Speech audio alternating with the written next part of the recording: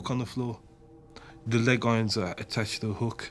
Then they put your hands between your ankles at the floor and chain you to the hook on the floor as well.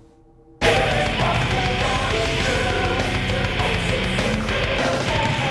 keep you there for like an hour, sometimes 2 hours, 5 hours, 6 hours. You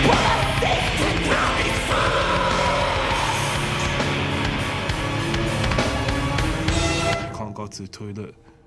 You have to urinate to defecate where you are. Do you drink water? Yeah. Are you a member of Al Qaeda? No. Have you met Osama bin Laden? No. Did you fight with the Taliban? No.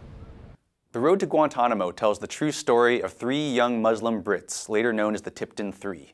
During a trip to Pakistan in late 2001, they took a detour into Afghanistan to assist with an aid mission and witness the American-led assault firsthand. They couldn't have known that they would be swept up in America's indiscriminate war on terror dragnet, and later deposited in the legal and moral netherworld we know as Guantanamo Bay, where they were held without charge for 2 long years.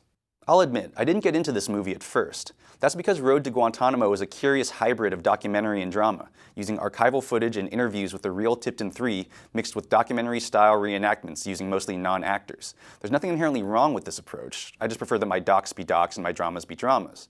But this style really pays off once the men are taken from Afghanistan to Guantanamo, because then we get to see recreations of how prisoners are actually treated there from the prisoner's perspective, something that no true documentary can achieve, regardless of what the Bush administration would have you believe from the sanitized dog and pony shows performed for visiting reporters and politicians.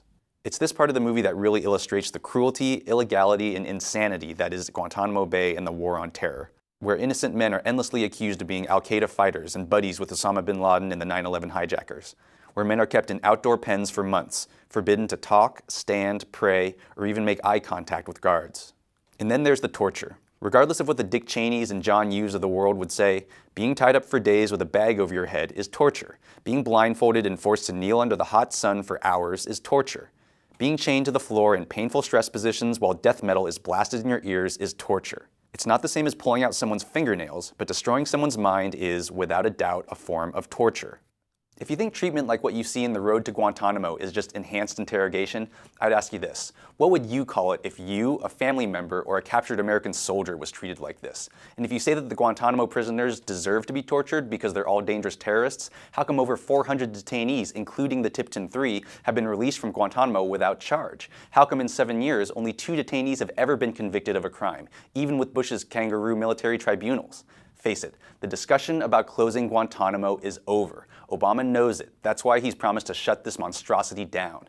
When that happens, hopefully all that will be left of it will be bad memories in movies like The Road to Guantanamo, reminders that we can't let fear turn us into a nation of criminals. This is Jonathan Kim for Brave New Films.